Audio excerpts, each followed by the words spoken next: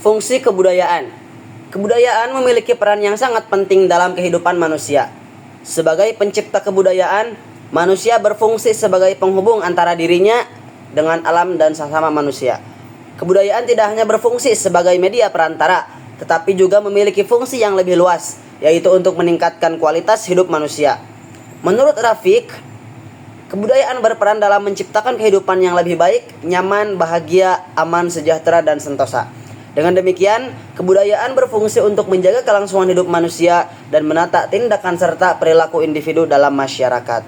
Proses pembudayaan atau institutionalization adalah cara individu mempelajari dan menyesuaikan diri dengan adat istiadat, norma, dan peraturan yang ada dalam kebudayaannya. Sistem budaya yang merupakan wujud abstrak dari kebudayaan terdiri dari ide-ide dan gagasan yang saling berkaitan dalam masyarakat. Misalnya, hubungan antara adat istiadat dan norma agama menunjukkan bahwa pemahaman tentang satu aspek kebudayaan harus diiringi dengan pemahaman tentang aspek lainnya. Selanjutnya, sifat kebudayaan. Kebudayaan memiliki 3 sifat utama menurut Sukanto dan Sulistyowati. Yang pertama, universal dan khusus. Kebudayaan memiliki atribut yang sama di seluruh masyarakat seperti norma, adat istiadat, dan bahasa. Tetapi isi dari atribut tersebut berbeda-beda tergantung pada kebudayaan masing-masing masyarakat. Yang kedua, stabil dan dinamis. Kebudayaan bersifat stabil karena dijaga oleh masyarakat, tetapi juga dinamis karena mengalami perubahan seiring dengan perkembangan zaman. Jika kebudayaan tidak beradaptasi, ia dapat punah. Yang ketiga, mengisi dan menentukan kehidupan.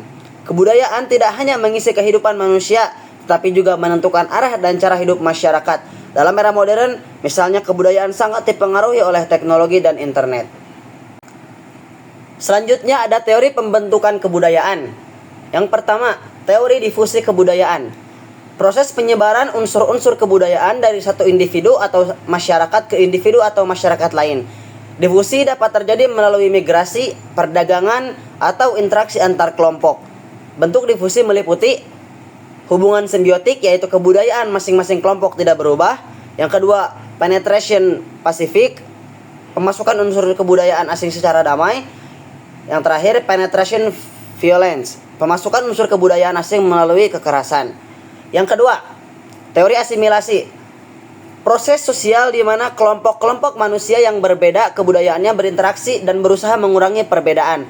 Dalam asimilasi, kelompok minoritas cenderung menyesuaikan diri dengan kebudayaan mayoritas, sehingga identitas kebudayaan mereka dapat hilang. Yang ketiga, teori akulturasi, proses di mana suatu kelompok manusia menerima dan mengolah unsur-unsur kebudayaan asing tanpa kehilangan kepribadian kebudayaannya. Akulturasi melibatkan perbedaan antara bagian kebudayaan yang sulit berubah dan yang mudah berubah. Secara keseluruhan, kebudayaan berfungsi sebagai landasan bagi kehidupan manusia, mempengaruhi perilaku, interaksi, dan perkembangan masyarakat. Proses pembentukan kebudayaan melalui difusi, asimilasi, dan akulturasi menunjukkan bagaimana kebudayaan dapat berkembang dan beradaptasi dalam konteks sosial yang berbeda. Sekian dari saya, Galih Setarabila. Mohon maaf bila ada kekurangan. Assalamualaikum warahmatullahi wabarakatuh.